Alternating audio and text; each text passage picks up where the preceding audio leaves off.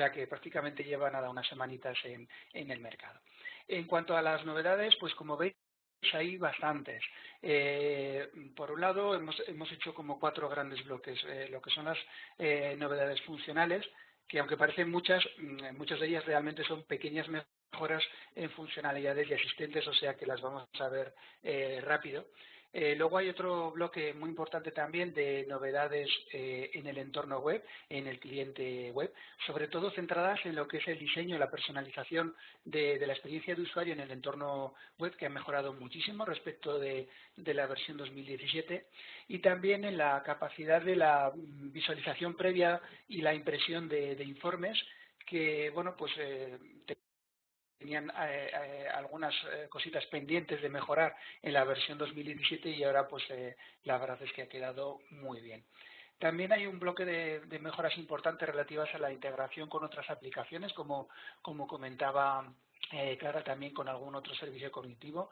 Entre ellas están toda una serie de mejoras en los informes de Power BI, la integración con estos informes y el uso de datos de Navision como filtros de los informes de Power BI. También una pequeña mejora en la integración de Dynamics 365 para ventas, pequeña porque realmente ya estaba bastante bien en 2017, pero bueno, ahora todavía hay una serie de sincronizaciones más ágiles. También sincronización con todo lo que tiene que ver con el reconocedor óptico de caracteres, una serie de informes basados en el add-in de Excel que existía en versiones anteriores, pero que utiliza una serie de plantillas para preconfigurar una serie de informes por defecto, lo cual pues es también muy interesante disponer de esos informes en Excel ya directamente, y es una integración más hacia Office, tanto de escritorio como de Dynamics 365. Y por último, un bloque también muy importante en esta ocasión de novedades técnicas que incluye el nuevo entorno de desarrollo para extensiones 2.0, que es el Visual Studio Code. Y también aplicaciones tanto incrustadas como conectadas.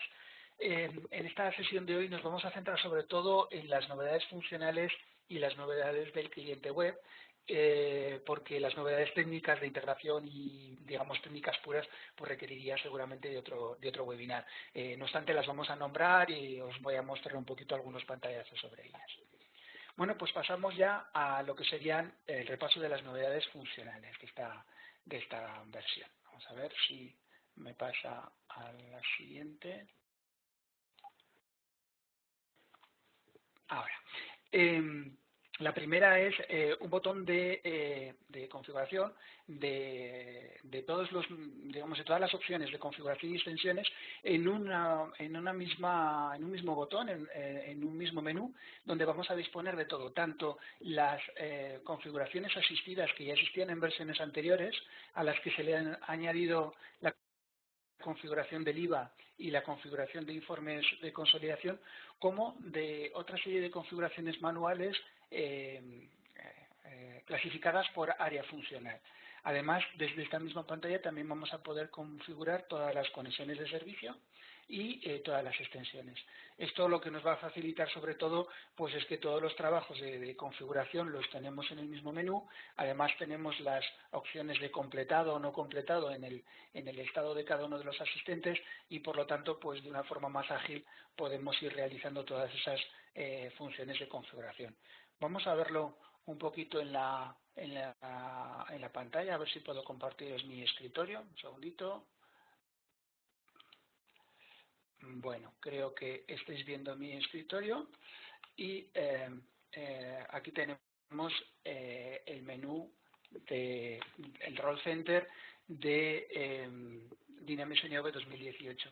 En este caso tenemos que cambiar de perfil. Vamos a entrar en la personalización de usuarios para elegir un perfil donde tenemos ya esos menús, ¿vale?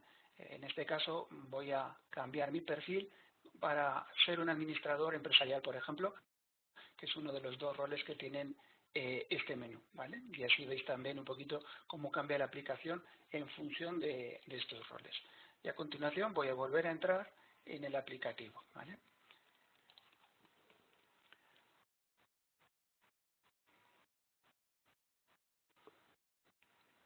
Bueno, como veis, ahora ya sí que estamos en el administrador empresarial y directamente desde aquí tenemos la opción de configuración y extensiones.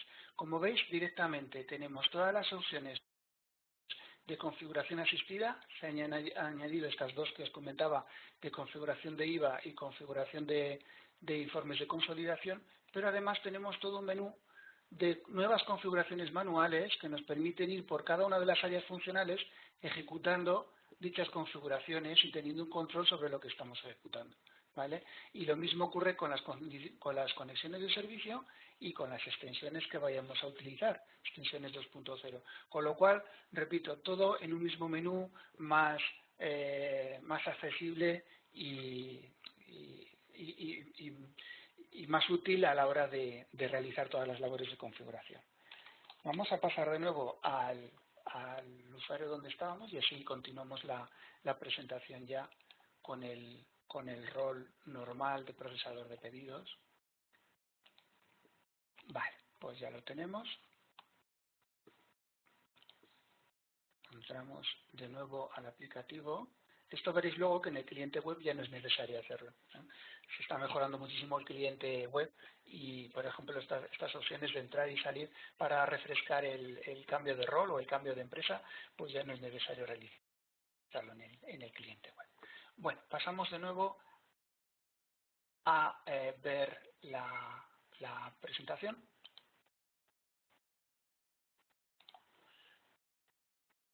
Y seguimos con la siguiente novedad. Tareas de usuario. Vale, esta nueva funcionalidad viene a complementar lo que ya existía en el apartado de ventas y marketing, pero que solo podemos utilizarlo con los vendedores y que nos obligaba a crear un vendedor por cada usuario si queríamos utilizar esas tareas, lo cual no tenía mucho sentido, ¿no? Es una funcionalidad muy sencillita que lo que nos va a permitir es crear una tarea, darle una prioridad, una fecha de inicio, de final, etcétera, asignarla a un usuario y también vincularla a la ejecución o a la visualización de un informe o de una page. El usuario también va a poder ver sus tareas, va a poder filtrar sus tareas pendientes. Esas tareas las podemos sacar lógicamente al Role Center y cuando complete el 100% completado de la tarea, pues automáticamente desaparece de su menú de tareas pendientes. Vamos a verlo también un momentito en el aplicativo. Voy a volver a compartir mi pantalla. Bueno, para ello pues vamos a entrar en tareas. Como veis, el menú de arriba es súper útil, ¿verdad? Para acceder de forma rápida. Este sería el menú de tareas pendientes de usuario. En este caso voy a crear una nueva, simplemente como ejemplo. Vamos a poner, por ejemplo, que se trata de una revisión de las ventas por periodo, por ejemplo. Aquí podemos poner un texto descriptivo más amplio, pues, por ejemplo, ranking de clientes, en fin, lo que nosotros queramos, ¿vale? Vamos a asignarlo ya a un usuario. Aquí desplegaríamos los usuarios que están dados de alta en el sistema y lo asignaríamos a uno de ellos. Podemos ponerle una fecha de inicio, por ejemplo, hoy, y una fecha de fin también si queremos darle un vencimiento, así como una prioridad, ¿vale? Todo esto nos va a servir lógicamente para poder filtrar por prioridades, etcétera, etcétera. Y este porcentaje el usuario lo va a poder ir completando cuando él quiera. Además, como os comentaba, lo podemos vincular, si queremos, a una página o un informe. Por ejemplo, en este caso, como se trata de un ranking, pues le voy a poner que ejecute el informe 111, que es el de top 10, el ranking de los 10 mejores clientes. Bueno, pues como veis ya tengo aquí la tarea. Esto es lo que os comento, que lo podemos sacar al Role Center o a cualquier otro menú donde sea necesario, filtrado por el usuario correspondiente, y el usuario desde la propia tarea pues puede bien ejecutar, ir al elemento de la tarea que está asociado, en este caso al informe, ejecutar el informe, la página, el proceso, lo que nosotros queramos, ¿de acuerdo? Realizar las tareas correspondientes con ello y después pues ir completando su porcentaje de grado completado. Cuando le pone el 100%, ¿vale? Si ponemos el 100%, automáticamente la tarea se borra de las tareas pendientes y así pues desaparece de aquí. sin más. Es una funcionalidad, como veis, muy sencillita, pero bastante útil para este tipo de cuestiones. Vamos a volver a la presentación.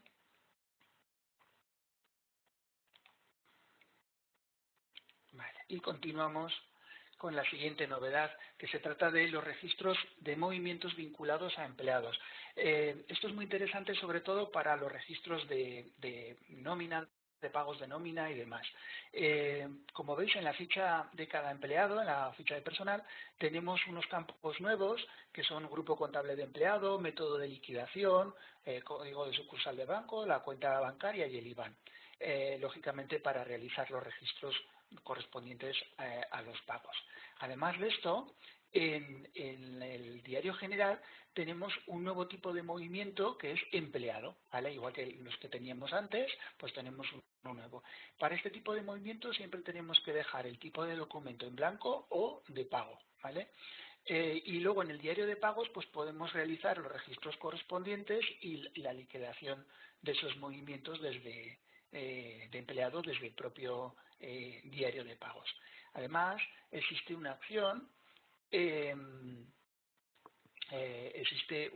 de proponer pagos a empleados desde el diario Ojo de Pagos, que aquí veo que en la PPT está mal escrito, no es desde el diario general, sino desde el diario de pagos, ¿de acuerdo? Que él solo nos va a proponer los pagos que tenemos pendientes, ¿vale? Para poder liquidarlos.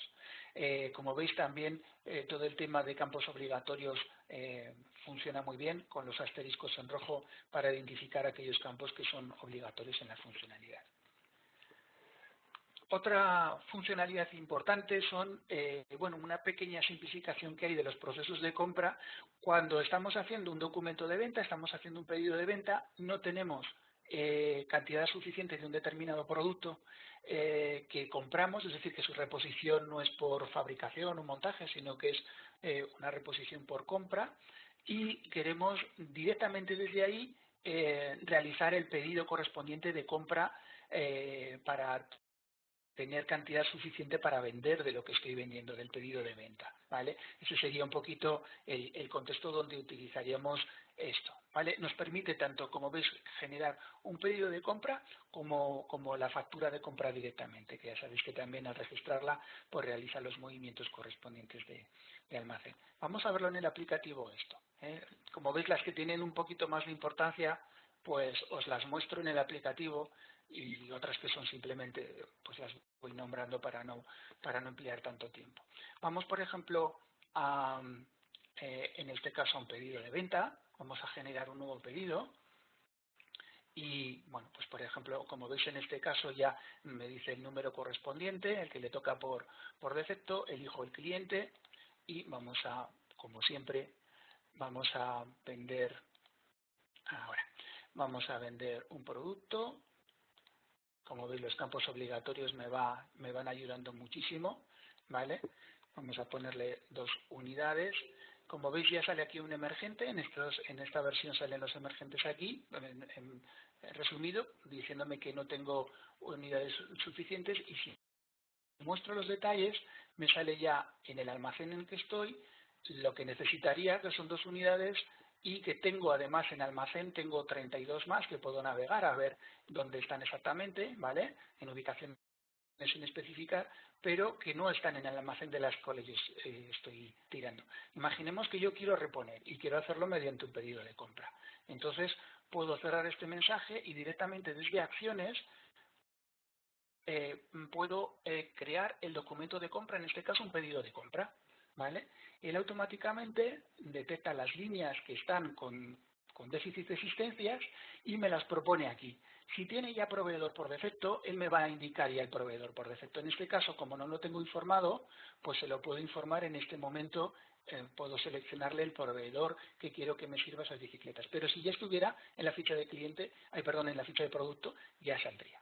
Le puso en el botón de aceptar y genera, como veis, el pedido de compra, ¿vale? Estamos en el pedido de compra por la cantidad que necesitaba. Lógicamente, a partir de aquí pues ya sería las opciones de registro y demás. Yo en este caso lo voy a eliminar porque se trata de una prueba, pero aquí ya podemos hacer pues las típicas opciones de registro, ¿vale? De los pedidos, la recepción de las mercancías, etcétera, etcétera. Como veis, pues bueno, pues es una pequeña funcionalidad también bastante útil para estos casos que comentábamos. Volvemos de nuevo a compartir la presentación para ir a la siguiente novedad, que se trata de la cancelación de facturas de proyectos. Bueno, en este caso es algo muy sencillo, simplemente es que es la única novedad que hay además en el apartado de gestión de proyectos, y es que antes, en versiones anteriores, sí que podíamos cancelar facturas del circuito normal, pero no las de proyecto. Nos obligaba a meter líneas en negativo y registrar luego los albaranes y a partir de ahí pues anular la factura. En este caso sí que podemos cancelar facturas que vengan de proyectos directamente pendientes de registrar y demás, ¿vale? Sin más, es simplemente una pequeña modificación que se ha hecho para que eso sea posible. Otra pequeña modificación, pero importante, creo yo, es el tema de la fecha y hora de la última modificación.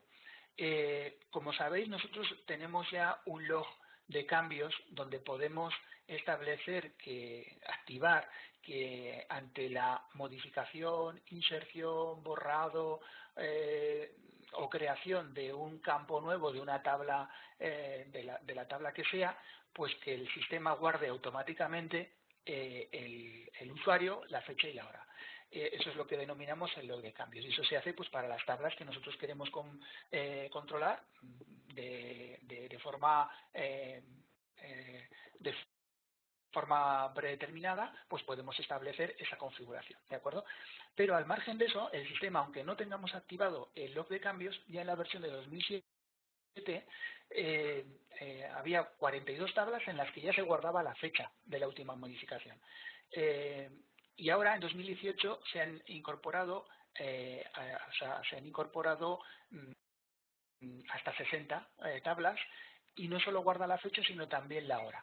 ¿Vale? Esto puede ser interesante porque son, lógicamente, pues las tablas de mayor importancia. Los maestros, como por ejemplo el maestro de clientes que tenemos en pantalla, ¿vale? Que aunque en el formulario, en la page, solo está sacada la fecha, última modificación, si veis después en el zoom de los campos, sí que aparece el campo fecha y hora, y el campo fecha que sigue existiendo, no lo han eliminado, pero han añadido este nuevo fecha y hora de la última modificación. Y como digo, esto está en 60 tablas, están listadas en las novedades, y esto va a funcionar siempre al margen de que tengamos o no tengamos activado el log de cambios, ¿vale? Es independiente, esa información siempre se la va a guardar. Bueno, más novedades.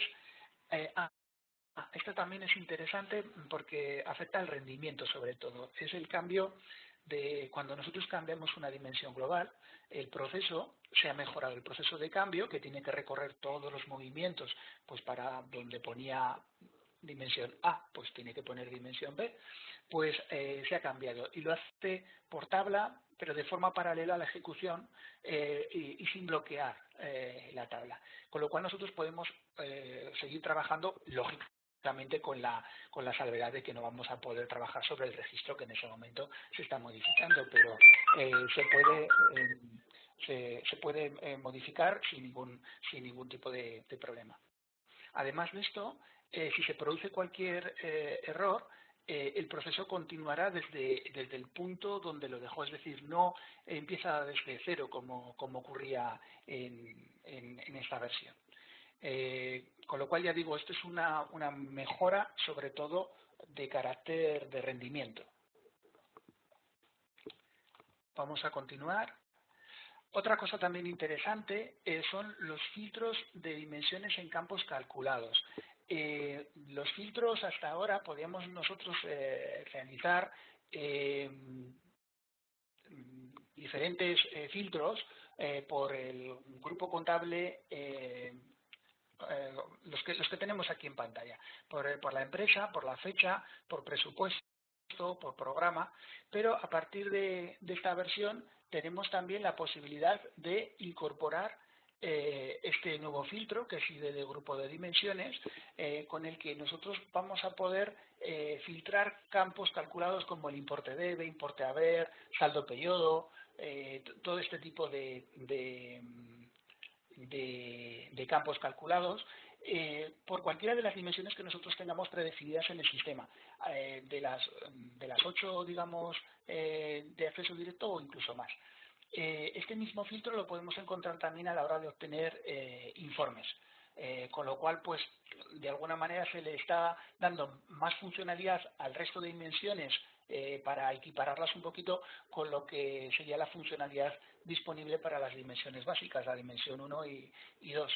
De momento esto solo está disponible para el plan de cuentas, pero vamos, yo pienso que en los próximos cumulative days que se vayan liberando, pues lo iremos viendo también en clientes, en proveedores, en blanco, en bancos, etcétera, porque resulta muy útil poder filtrar también y que esos filtros afecten como filtros globales en los campos calculados. Continuamos. Vale, otra de las novedades es que en la configuración de usuarios también podemos asignar un vendedor comprador por defecto. ¿Y para qué se utiliza esto en el sistema o para qué lo emplea Navision? Pues cuando vamos a crear un cliente o proveedor, si en la ficha dejamos en blanco el código de vendedor, automáticamente lo va a coger del usuario que lo ha creado. En el caso de una persona, un agente de compras, por ejemplo, que está creando proveedores, pues si ya tiene asignado el código de vendedor comprador, pues automáticamente, en este caso código de comprador, pues lo asignará al proveedor. Y lo mismo para ventas en el circuito de ventas con los comerciales que estén creando clientes, por ejemplo. Cuando creamos un documento de compra o de venta, un pedido, un albarán, una factura, un abono, lo que sea, pues lo mismo. Si lo tiene informado en la ficha del cliente o del proveedor, lo coge de allí. Si no lo tiene informado, va a buscar el usuario que está generando el pedido o el albarán o la factura en ese momento y lo asigna de este campo de aquí. Con lo cual, bueno, pues es otra pequeña mejora para no dejar esos campos en blanco que muchas veces luego los empleamos como una dimensión o como un campo de filtrado para sacar liquidaciones, por ejemplo, y liquidaciones de comisiones o cosas de este tipo, y claro, pues no interesa que se queden movimientos en blanco. Impresión de facturas pro forma. A partir de ahora tenemos desde la pantalla de facturas pendientes de registrar una opción con un formato específico, que es el report por defecto el 1302, que lógicamente se puede modificar y lo podemos cambiar por otro si queremos, para crear una factura de proforma. No es necesario tener registrada la factura, simplemente con tener una factura de venta creada pues ya se puede imprimir y como digo en la configuración de impresos de venta pues donde está la selección de informes pues disponemos ya de un formato para ello. Vamos a verlo muy rápido porque veáis también el documentito que se obtiene. Vale. Si nos vamos por ejemplo a las facturas,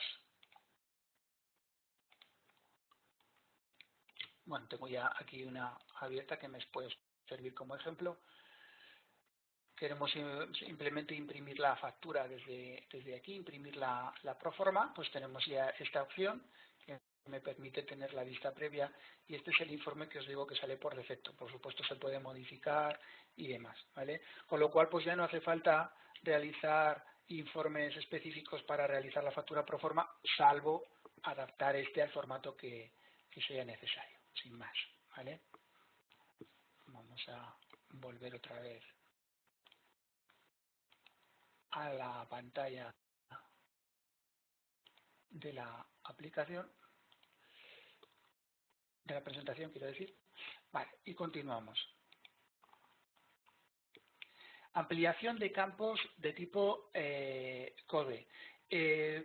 Normalmente se quedaban un poquito cortos porque tenían de 10 caracteres estos campos, algunos de ellos, otros ya sabéis que estaban a 20, y ahora pues gran parte de los que estaban a 10 pues ya están todos a 20, con lo cual, por ejemplo, si recordáis Intercompany solo cabía hasta aquí, hasta Intercomp, ¿vale?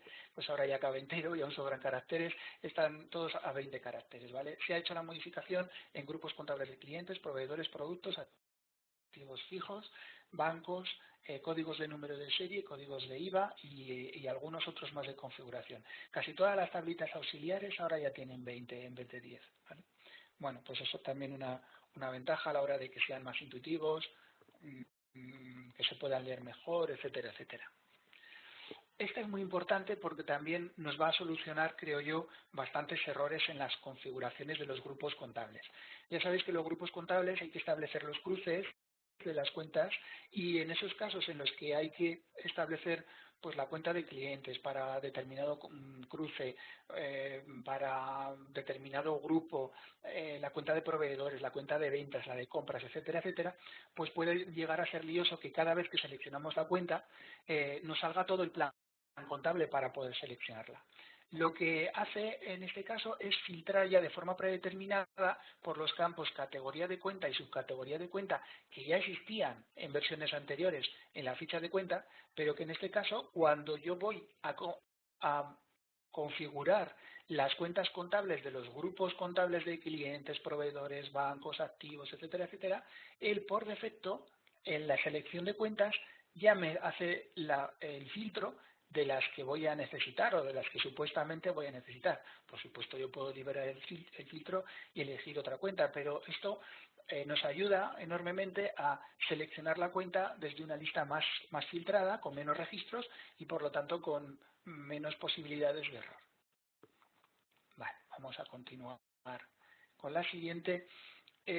Bueno, estos son nuevos tooltips, mensajes de ayuda emergentes, con independencia de que ya sabéis que en todo el aplicativo existen una serie de mensajes con F1 que aparecen cuando pulsamos F1 sobre un campo, sobre una opción, sobre una barra de herramientas, sobre un menú, sobre cualquier cosa del aplicativo, pero además de eso, si pasamos simplemente pasando el cursor por campos o por las barras, por las actividades o las herramientas de una barra de herramientas, pues también emergen automáticamente estos tooltips. Esto no es una funcionalidad nueva, ya existía en 2017, pero sí que se han incorporado muchísimos tooltips a esta en esta versión, ¿vale? Con lo cual, pues cada vez está más enriquecido todo lo que tiene que ver con la ayuda.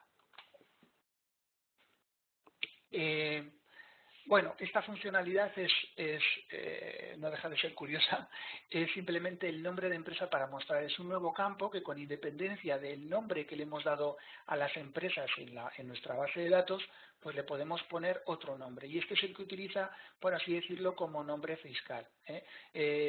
Cuando nosotros ponemos el nombre de información empresa, veis que es el nombre a mostrar realmente. Y el otro, el nombre a secas, puede ser otro. Puede ser también porque la tabla de empresas os recuerdo que no tiene código, entonces probablemente este nombre lo estoy utilizando más como código. Pero a mí me ha llamado la atención que, aunque sea nombre a mostrar, como veis arriba, en las pantallas, donde pone la empresa en la que estamos trabajando, sí que aparece el nombre, no el nombre a mostrar. En fin, es una funcionalidad que puede tener su utilidad sobre todo de cara a los informes y de cara pues, a nombres de empresa largas que puedan ser complicados, pero bueno, tampoco tiene mayor importancia que esta. ¿Vale? Traducciones. Esto yo creo que sí que es bastante interesante porque incorpora una funcionalidad que ya existía en algunas tablas como los productos, las unidades de medida, los atributos de los productos, los términos de pago. Fijaros, términos de pago sí, pero formas de pago no estaba. Las condiciones de envío, las dimensiones y los recordatorios de pago. Bueno, pues ahora vamos a encontrar también traducciones en las formas de pago, en los países y regiones y también en dos tablas que se utilizan sobre todo en la versión internacional, en España no se utilizan tanto, que son el área de impuesto y la jurisdicción fiscal. Bueno, ya sabéis cómo funciona esto. Aquí lo estamos viendo en la pantalla de producto, pero sería exactamente igual en cualquiera de las que os he comentado, ¿vale? una descripción, por ejemplo, en castellano, podemos habilitar las traducciones para este registro y en este caso lo tenemos en inglés, en castellano y en inglés, en español y en francés. Cuando el cliente o proveedor sobre el que estamos realizando un documento tenga uno de esos códigos de idioma, pues se va a sustituir la descripción por defecto por la descripción en el idioma correspondiente en todos los documentos de compra, de venta y demás, ¿vale? Pues lo mismo ocurre ahora con formas de pago, países y regiones, ¿vale? Aparte de todo esto que ya existía. Mayor funcionalidad también para ese tema. Algo también interesante, como veis, son todo cosas pequeñitas, pero que nos ayudan mucho a que el programa vaya siendo cada vez más intuitivo. Bueno, algunas de las que hemos visto al principio no son funcionalidades pequeñitas, pero estas que estoy viendo ya a estas alturas de la presentación, pues sí que son un poco más pequeñas. En este caso, descripciones en grupos contables. Se han incluido descripciones en grupos contables de cliente, proveedor, proyecto, también la configuración, en la propia configuración de grupos contables, en la configuración de grupos de registro de IVA y en la de contabilidad de inventario. Nos sirven porque, claro, con el campo código muchas veces pues no era suficiente para identificar un determinado grupo contable. En este caso, al tener ya una descripción, pues resulta mucho más intuitivo para el usuario que está trabajando con ello, ¿vale? Sin más. Es una opción más para facilitar más la vida a los usuarios, fundamentalmente eso. Otra cosa que también resulta bastante interesante es los campos utilizados en clientes, proveedores, productos, proyectos, cuentas contables, etcétera, etcétera, y usado en movimientos, ¿vale? Como veis, estos son unos campos calculados que van a acompañar a los grupos contables, a todos estos grupos contables y configuraciones de registro de IVA y demás, y que nos van a informar de dónde están utilizados. En este caso, claro, como se trata del grupo contable de clientes, pues nos pone usado en clientes, en 11 clientes, en 24 y tal. Y son campos calculados, es decir, que cuando pulsamos, pues aparece el detalle de dónde ha sido utilizado. Y lo mismo a nivel de movimientos que tengamos ya, pues lo mismo, desplegaríamos desde aquí los movimientos correspondientes, ¿vale? Donde han sido utilizados.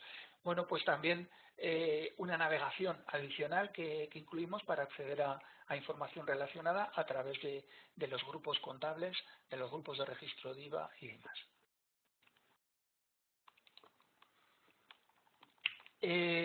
La funcionalidad de transferencias o de pedidos de transferencia se incorpora ahora la transferencia directa entre almacenes.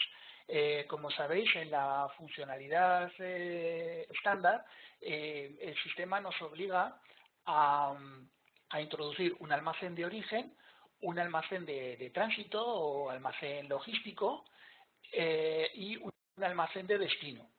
De forma que cuando yo voy a registrar el movimiento del pedido de transferencia, primero tengo que registrar el envío y entonces me genera dos movimientos, que sería el de salida del almacén de origen y entrada en el almacén de tránsito, y después tengo que volver a registrar la recepción, que me genera la salida del almacén de tránsito y la entrada en el almacén de recepción, ¿correcto?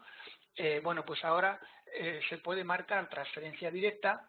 El código de almacén de tránsito aparece no editable en esos casos y el sistema, cuando le digo registrar, ya no me pide si quiero envío o recepción, sino que hace las dos cosas a la vez.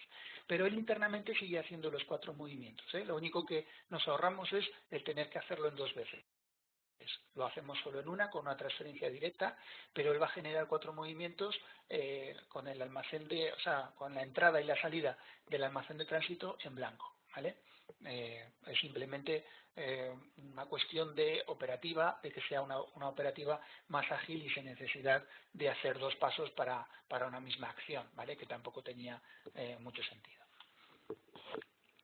Bueno, aquí sí que hay bastantes mejoras en todo lo que tiene que ver con la declaración de Intrastat. Casi que antes de explicaros aquí, lo voy a utilizar la pantalla como resumen y me voy a ir directamente a la aplicación para mostraroslo mejor en la aplicación, ¿vale? Voy a volver a compartir mi pantalla y vamos un momentito a la configuración de Intrastat para que veáis un poquito cómo funciona a partir de ahora. Configuración Intrastat. Bueno, vamos a buscar Intrastat, que seguramente eso. Acabo antes. Muy bien. Bueno, como veis, voy a empezar por aquí abajo. Por defecto, le podemos indicar las transacciones que va a utilizar, los códigos de transacción que va a utilizar por defecto. La verdad es que las etiquetas están muy mal traducidas, porque esto realmente sería, digamos, la transacción normal. Sirve tanto para compras como para ventas. Fijaros que en el emergente, en el tooltip que os estoy desplegando ahora, sí que lo pone bien. Especifica el tipo de transacción predeterminado en los informes Intrastat para ventas y compras, ¿vale? Sin embargo, aquí en la etiqueta han puesto solo compras. Y esta sería, digamos, la de devoluciones, también para compras y para ventas, ¿vale? Aquí sí que está mejor traducido, ¿vale? Con lo cual yo le puedo especificar aquí, pues por ejemplo, imaginaros que compra-venta en firme pues sería la transacción por defecto, ¿no? Y, por ejemplo, pues devolución, esta devolución, me la imagino, me lo invento, para las devoluciones para el Intrastat. Además de eso, puedo informarle de si quiero recoger las recepciones, recoger los envíos o recoger las dos cosas en el Intrastat, ¿vale? En el informe de Intrastat. Con todo esto, con esta información lo que va a hacer es que conforme se generen documentos de clientes internacionales que tengamos que generar el Intrastat, pues automáticamente esos movimientos se van a generar con estos códigos de movimientos por defecto, ¿vale? Con lo cual ya va a estar informado cuando lleguen al diario. En este caso, como los acabo de informar que los tenía en blanco, los movimientos que tuviera en el diario que me va a recuperar ahora, pues no tienen esos campos, pero os quiero enseñar también otra cosita que vamos a encontrar ahí, diario Intrastat, que es también bastante interesante. En el diario, como veis, tenemos también un control de errores bastante más interesante que lo que teníamos antes. Fijaros, si yo le digo proponer líneas, bueno, en este caso estoy cogiendo el periodo de enero, él me trae todos los códigos. Como veis, como estos documentos, tanto de envío como de recepción, fueron generados antes de meter la configuración, pues no tienen la naturaleza de transacción, ¿vale? Si no, aquí sí que tendrían ya el código de naturaleza 11, 21 o el que yo les hubiera puesto, ¿vale? Para cada caso. Y lo mismo con el modo de transporte y demás. Bueno, si yo le digo pasar un test informativo, lo que hace el aplicativo es marcarme en rojo las líneas que tienen algún tipo de error. En este caso todas, porque a todas les falta estos datos, ¿no? Y además en la pantalla de la derecha del registro que yo tenga informado me dice qué errores tiene. Antes estos errores iban saliendo uno por uno y me obligaba a modificar y volver a lanzar el proceso, ¿vale? Ahora no, ahora lo puedo hacer de una sola atacada e ir modificando. Si yo, por ejemplo, vamos a poner que le pongo ya el código, por ejemplo, de envío a todas estas, ¿vale? Con el F8 ya sabéis que esto se hace rápido. Y vuelvo a ejecutar la información de test, pues veis que para este, por ejemplo, que no le he puesto, pues tengo estos dos errores. Sin embargo, para este que le he puesto, simplemente me faltaría el modo de transporte, ¿vale? Podría ir completando también, por ejemplo, por ferrocarril, los modos de transporte. Es decir, como veis, de una forma mucho más rápida que antes, pues puedo solucionar los problemas de Intrastat. Voy a conseguir además que las naturalezas de las transacciones me vengan ya informadas por defecto y esto pues hace que se genere más rápidamente. Fijaros que además cuando yo le doy Infotest, él está recogiendo, como le he dicho que quiero envío y recepción, está recogiendo los dos movimientos. Hay una salvedad que hay que tener en cuenta. Cuando yo digo proponer líneas, con independencia de lo que yo tenga marcado en Intrastat, él me va a traer todos los movimientos. Pero luego cuando yo pase el test o cuando yo cree la declaración, sí que ya solo me generará los movimientos, bien con las recepciones, bien con los envíos o bien con las dos cosas. Antes os recuerdo que teníamos que filtrar en esta pantalla y borrar las que no queríamos, en el caso de que no quisiéramos alguna. Ahora ya pues lo podemos seleccionar de forma predeterminada, ¿vale? Bueno, pues esto también es una opción, creo que bastante interesante para los que necesitéis el tema de Intrastat. Vamos a volver a la pantalla de novedades. Bueno, aquí es un poquito lo que os acabo de comentar, ¿vale? Las opciones de proponer líneas, las de declaración y la de el infotext, ¿vale? Que acabamos de ver. He preferido casi mostraroslo en pantalla que se entiende mejor. Y con esto hemos terminado lo que serían las novedades de carácter funcional. Vamos con las novedades del cliente web, que esto sí que creo que es interesante que lo veáis. Mejoras en la vista previa de informes, en cambios de empresa y de rol automáticamente sin salir del aplicativo. Personalización interactiva con nociones de diseño y entorno multiplataforma, tanto para tablet como para smartphone, como para portátil, ¿vale? Vamos a pasarnos a un cliente web, en este caso voy de nuevo a compartir mi pantalla y seguramente el cliente sí, se me ha suspendido ya por el timeout, pero vamos a volver a activarlo. Como sabes, todas las aplicaciones web pues le pasa esto. Bueno, como veis, el cliente web pues ha mejorado mucho. No sé cuál es el último que visteis, pero realmente pues desde el cliente web ahora podemos acceder, pues como veis, a todos los rincones del aplicativo, ¿vale? De una forma además con una navegación muy intuitiva. Podemos ir prácticamente no nos damos cuenta de que estamos trabajando con un cliente web, a no ser que veamos aquí las opciones del explorador. Por supuesto, ahora estoy en Internet Explorer, pero esto funciona perfectamente con un Mozilla Firefox, con un Google Chrome, con un Microsoft Edge, con Internet Explorer, lógicamente, con cualquier navegador de los más utilizados, ¿vale? Las opciones de navegación, como os he dicho, tanto a nivel de listas como a nivel de fichas, como a nivel de documentos, pues son muy interesantes, muy rápidas de ejecutar y como veis, la navegación es muy interactiva. Aparte de esto, hay una pantallita aquí de búsqueda que también está muy bien. Es más potente que la búsqueda del cliente de escritorio, porque aquí, aparte de poder filtrar por un determinado texto, yo puedo filtrar también por la clase, es decir, estoy viendo ahora todo lo que pone pedidos, pero quiero ver, por ejemplo, solo las listas. Pues aquí tengo solo las listas de pedidos o solo los informes de pedidos, ¿vale? Pues ahora tengo solo informes de pedidos o las tareas o los documentos o todo, ¿vale? Eso es una opción que en la otra vista, por ejemplo, no tenemos. Como os decía, también la posibilidad desde la configuración de cambiar bien el rol o bien la empresa. En este caso, empresa creo que solo tengo una, con lo cual no la puedo cambiar, pero fijaros, si yo cambio del rol, con la empresa pasaría lo mismo, ¿eh? Por ejemplo, vamos a ponerle administrador de recursos empresariales, pues él hace lo que tiene que hacer, pero yo no tengo que salir y entrar y no sé qué, él se encarga de hacerlo, ¿vale? Y de cambiar. También puedo tener dos navegadores, o sea, dos sesiones de navegación, uno con cada empresa, sin ningún problema. Antes sí que daba algún problemita, ahora no es ningún problema el hacer eso. Y como veis, las opciones para cambiar tanto de rol como de empresa, pues son súper rápidas y súper ágiles. Y luego, quizá lo más importante es este botoncito de aquí, vamos a entrar, que es el de diseño. Veis que es un diseño además interactivo. Cuando está activo, yo puedo modificar, por ejemplo, si quisiera eliminar todo esto porque no lo voy a utilizar, o quiero simplemente eliminar uno de estos datos, ¿vale?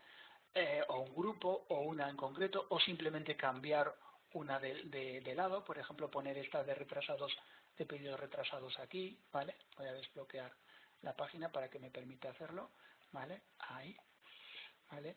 Por ejemplo, veis que es muy sencillo, es muy interactivo y sin necesidad de salir y entrar y grabar, yo puedo pasarme a seguir diseñando en otro sitio. Por ejemplo, fijaros, aquí puedo seguir cambiando de orden los campos, ¿vale? Por ejemplo, cambiando el orden en el que aparecen en las listas, o añadiendo, si vengo aquí a la opción de más, salgo con una lista de campos y puedo añadir un campo que no tenga sacado. Por ejemplo, imaginaros que quiero sacar, pues no sé, cualquier campo de aquí, pues todos los que estén ready puedo sacarlos. Los que estén place es que están ya incluidos, ¿vale? Por ejemplo, código de dimensión 1, pues la meto aquí, pues a partir de ahora tengo aquí el código de departamento, que es en este caso, ¿vale? Por ejemplo, si quiero cambiar el inmovilizador de lado, pues lo puedo poner aquí, y a partir de este momento, como veis, se queda esa parte inmovilizada. O sea, y esto lo puedo hacer, como os digo, en cualquier campo de cualquier tipo de vista, bien sea de una lista, de una ficha, etcétera, etcétera, ¿vale? Además de esto, hay algo bastante interesante, y es que el sistema me permite visualizar cómo sería la navegación en otros dispositivos. Por ejemplo, estoy en el Roll Center. Este es el modo PC, digamos, el modo portátil. También lo puedo pasar a verlo en modo tablet, de forma que aquí puedo seguir modificando, puedo seguir eliminando cosas, sacando campos y demás, pero puedo ver cómo sería la navegación en este contexto de trabajo, como por ejemplo, bueno, ha habido un fallo de conexión. Claro, porque estaba todavía un segundito. Ahora, vale, ahora sí. Ver, por ejemplo, pues los pedidos abiertos, ¿vale? O ver el detalle de un pedido abierto, simplemente pulsando clic sobre ello. Y esto sería en modo tablet, ¿no? O si quiero pasar a ver esto en modo PC, en modo smartphone, quiero decir, ¿vale? Pues sería de esta manera. Si quiero, por ejemplo, ir a ver los gráficos o ir a manejar uno de los segmentos del gráfico para sacar datos, como veis, me da toda la experiencia de un usuario que estuviera empleando el smartphone con esta pantalla. Si quiero ir al menú, por ejemplo, de clientes para ver un determinado cliente, estoy en la lista de clientes, ¿vale? Ahora entro en su ficha, puedo volcar el teléfono también, ponerlo en horizontal, ¿vale? Para ver datos, por ejemplo, de, del cliente en formato horizontal, etcétera, etcétera. O sea, como veis, la experiencia del usuario en este contexto de trabajo pues es total. En el caso, por ejemplo, de que estemos en el cliente normal, de escritorio normal, pues también tengo diferentes vistas, tanto por ejemplo de clientes como de productos. Los productos los puedo visualizar también por su imagen, ¿vale? En este caso no tengo muchas imágenes, pero podría visualizarlo por imágenes o por listas que incluyen la imagen, o sea, listas simplemente de datos, o listas que incluyen la imagen pero en pequeñito, ¿vale? Etcétera, etcétera. O sea, como veis, todo este entorno intuitivo pues es muy fácil de modificar y además pues muy fácil de comprobar cómo sería la vista en cada uno de los dispositivos. Y algo muy interesante, cuando yo grabo una modificación, por ejemplo, ya con esto termino. Cuando yo grabo una modificación en este contexto, simplemente voy a cambiar de lado esto para que aquí, por ejemplo, ahora, y le digo detener el diseño, él me dice si quiero guardarlo con una extensión. Si lo guardo, simplemente con un nombre y el nombre que le quiero poner al editor, pues él me va a generar un fichero que puedo descargar y que puedo subir a otra aplicación, a otra base de datos. Lo descarga como JSON de una extensión, ¿de acuerdo? Eso también es muy interesante. Vale, pues le hemos pegado un poco un vistacillo a las novedades también del cliente web. Ya por terminar, volvemos un momentito a la pantallita de novedades para comentaros las 4 cositas técnicas que nos quedan muy rápidamente, porque ya os digo que esto sería objetivo de otra presentación. En lo que es los informes de Power BI, realmente en 2017 ya podíamos utilizar informes de Power BI incrustados en el Role Center, lógicamente de los informes que teníamos publicados en Power BI, pero ahora además podemos vincularlo a una determinada lista, por ejemplo a la lista de clientes. Si yo voy navegando por la lista de clientes, pues el correspondiente informe de Power BI se irá actualizando a los datos del cliente, pasándole los correspondientes filtros. Es decir, que puedo pasar filtros de datos de Navision a Power BI de forma directa, ¿vale? Eso no lo podía hacer en las versiones anteriores. En Dynamics 365, que también la conexión ya estaba mejorada con el módulo de Sales en la versión anterior, sí que se ha incorporado una integración más que permite mapear, por ejemplo, los vendedores que se puedan realizar en el mismo proceso, ¿vale?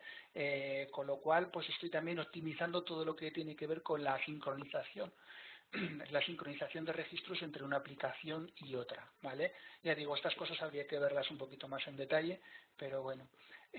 Para la conexión de OCR también existía antes, pero se ha mejorado porque permite sincronizar los datos maestros, por ejemplo, también los de proveedores, con el EXMAR ICS, ¿vale? De forma que este proceso además es un proceso inteligente, es un proceso cognitivo que permite que vaya aprendiendo cómo son las plantillas, de los formatos, los patrones de nuestros proveedores, de nuestros registros, para que cada vez la integración sea más rápida y sin tantos problemas de sincronización. También hay una serie de informes en Excel ya predefinidos mediante una plantilla, mediante la DIN de Excel, que podemos utilizar ya directamente, es decir, no necesitamos formatear, pasar los datos a Excel y formatearlos y generarnos ahí el informe, sino que ya se establece una serie de plantillas pues para el balance, para un balance de ingresos, un flujo de efectivos, ganancias, balances de comprobación, antigüedad de pagos y de cobros, en fin, una serie de informes que me imagino que también en sucesivas Qs pues irán incorporándose nuevas cosas. Este solo está disponible en los roles de administrador empresarial y títulos de contabilidad. Me avisan de que ya tengo que ir terminando, me queda muy poquito, me quedan 2 o 3 slides nada más. Visual Code. El Visual Code es el nuevo entorno de desarrollo para todo lo que tiene que ver con las extensiones 2.0 y con la nueva codificación. Esto requeriría lógicamente una presentación en detalle de esto para técnicos. Comentaros que el nuevo entorno no se instala por defecto, sino que hay que instalarlo, ¿vale? Es una opción adicional, pero que viene también dentro de la misma instalación. Y hay que configurarlo, hay que habilitarlo para poder utilizarlo como editor de código, ¿vale? Todo esto se realiza desde la consola de administración del sistema, en la que además hay un montón de campos nuevos tremendos que habría que ir comentándoos también para qué son y demás. Y este es el entorno que vamos a emplear pues para todos los desarrollos nuevos. Lo cual no quiere decir que el CAL normal que conocemos se discontinúe, va a continuar para las versiones on-premise, ¿vale? No va a haber ningún problema en ese sentido, pero sí que para todo lo que tiene que ver con la compatibilidad con Dynamics 365 y para que un código que diseñemos en Navision 2018 lo podamos utilizar en Dynamics 365, sí que tiene que estar hecho como extensión 2.0, ¿vale? Pero, repito, si solo vamos a utilizar el código para el entorno de on-premise, podemos seguir utilizando el CAL como hasta ahora sin ningún problema, ¿vale?